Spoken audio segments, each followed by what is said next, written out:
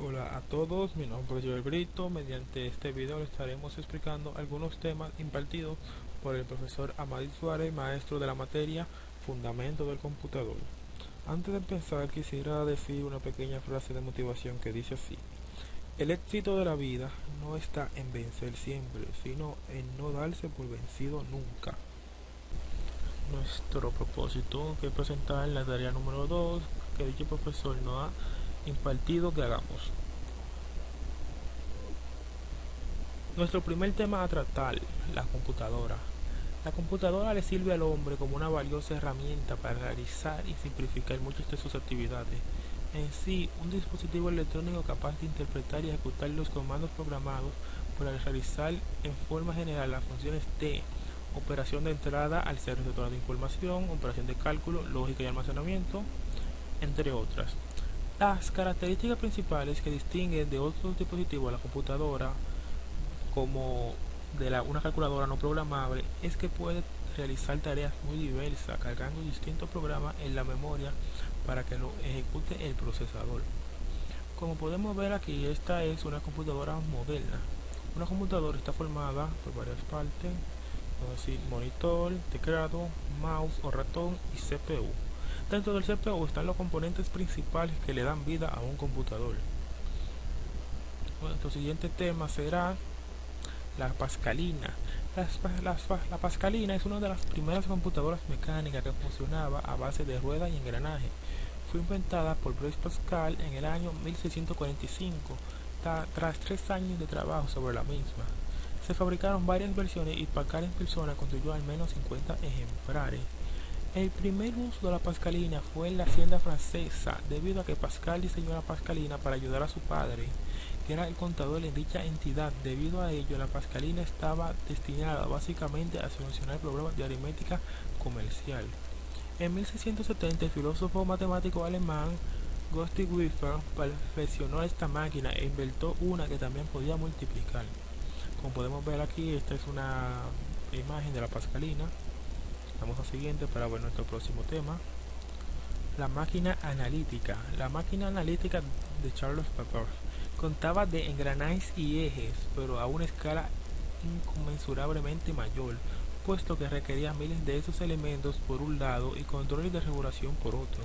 El inmenso conjunto proyectado solo podía accionarse mediante la energía producida por una máquina de vapor. Como podemos ver aquí, esta es una máquina analítica.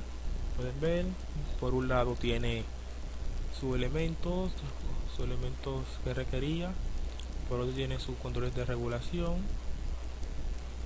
Le damos a siguiente para ver nuestro próximo tema, el telar automático. El telar de Jacquet es un telar mecánico inventado por Joseph Jacquet en 1801.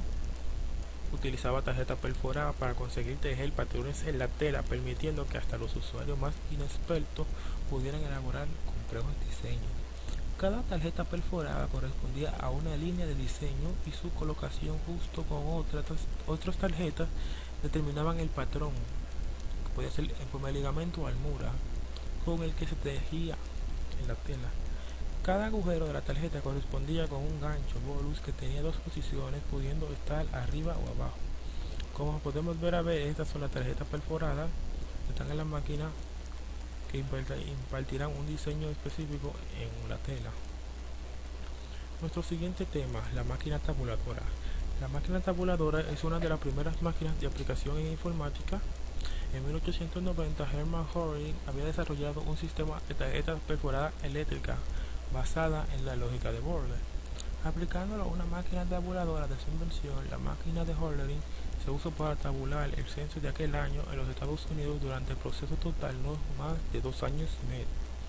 En 1896, Göring crea su propia compañía llamada Tabulator Machine Company, la cual se juntó con 2 más compañías, y la fusión de estas 3 compañías dio lugar en 1924 al internacional IBM, como la conocemos hoy en día.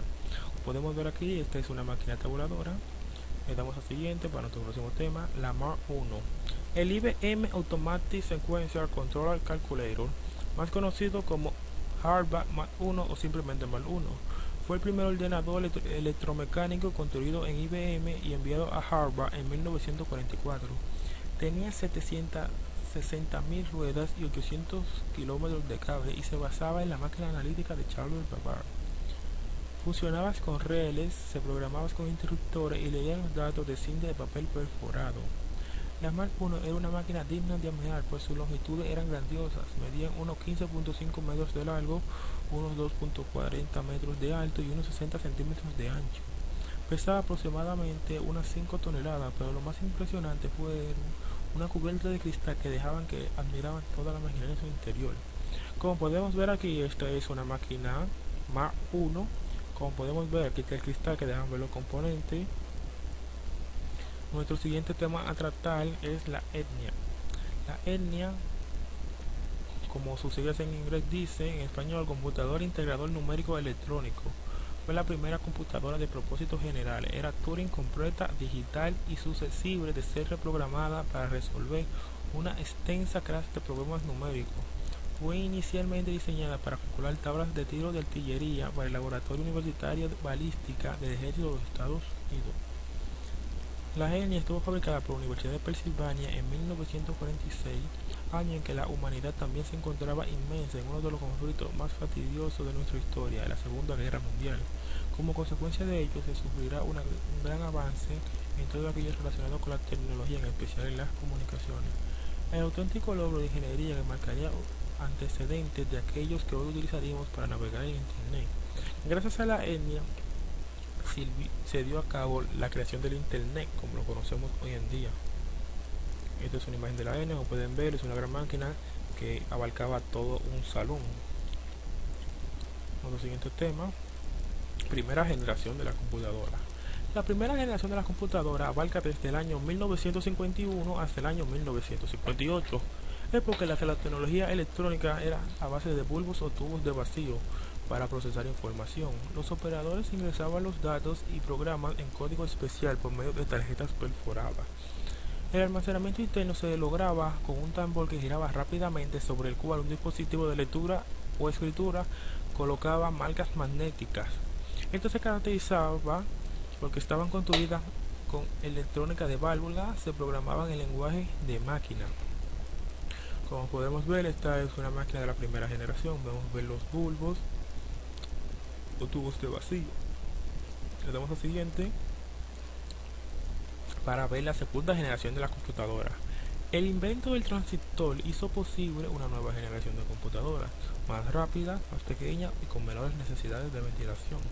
Sin embargo, el costo sigue siendo una porción significativamente del presupuesto de una compañía. La computadora de la segunda generación también utilizaban redes de núcleos magnéticos en lugar de tambores giratorios para el almacenamiento primario. Estos núcleos contenían pequeños anillos de material magnético enlazados entre sí, en los cuales podían almacenar datos e instrucciones. Las características de la segunda generación son las siguientes. Estaban construidas con circuitos de transistores, se programaban en nuevos lenguajes llamados lenguajes de alto nivel. Como podemos ver, esta es una computadora de la segunda generación. Siguiente, para nuestro próximo tema, tercera generación de la computadora. Las computadoras de la tercera generación emergieron con el desarrollo de los circuitos integrados, como los conocemos hoy en día, pastillas de silicio, en las cuales se colocaban miles de componentes electrónicos en una integración en miniatura. Las computadoras nuevamente se hicieron más pequeñas, más rápidas, desprendían menos calor y eran energéticamente más eficientes. Antes del advenimiento de los circuitos integrados, las computadoras estaban diseñadas para aplicaciones matemáticas o de negocios, pero no para las dos cosas. Los circuitos integrados permitieron a los fabricantes de computadoras incrementar la flexibilidad de los programas y estandarizar sus modelos. Como podemos ver aquí, esta es una computadora de la tercera generación. Cuarta generación de la computadora. Esta comprende el año 1971 hasta 1981 y la principal característica de esta generación es la creación del microprocesador, que era un conjunto de circuitos integrados en un solo componente capaz de realizar todas las funciones de una computadora. Este tipo de ordenador recibieron el nombre de microcomputadoras porque utilizaban microprocesadores mucho más pequeños, veloces y accesibles. Llegaron a venderse millones en todo el mundo y al ser el producto informático más vendido de la historia hasta la cuarta generación de computadoras. Como podemos ver en esta imagen, este es el primer ordenador personal de IBM fabricado en el año 1981. Estaba comprendido dentro de la tercera generación. Quinta generación de computadora. En 1983, Japón lanzó el proyecto Quinta Generación de Computadoras, con el objetivo de desarrollar una clase de computadoras que utilizarían técnicas de inteligencia artificial a nivel de lenguaje de máquina y serían capaces de resolver problemas complejos, como la traducción automática de una lengua natural a otra a través de las generaciones de la computadora desde los años 50. Japón había sido el país seguidor de adelanto y construcción de las computadoras de los modelos que desarrollaron Estados Unidos y Reino Unido. Para mediados de los 70 decidió independizarse y comenzar a planear el futuro de la industria de la informática por sí solo. El proyecto duró 11 años, pero no tuvo los resultados esperados. Las computadoras actuales siguieron así, ya que hay muchos casos en los que o bien es imposible llegar a cabo una paralización del mismo, o una vez llevado a cabo esta, no se aprecia mejora alguna, o en peor de los casos se produce una pérdida de rendimiento.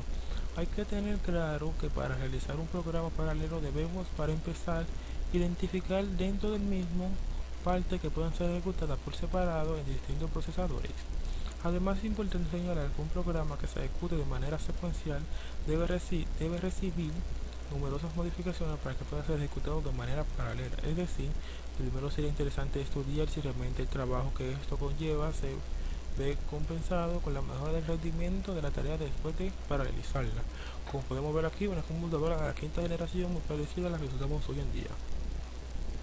Nuestro próximo tema, el tiempo unit.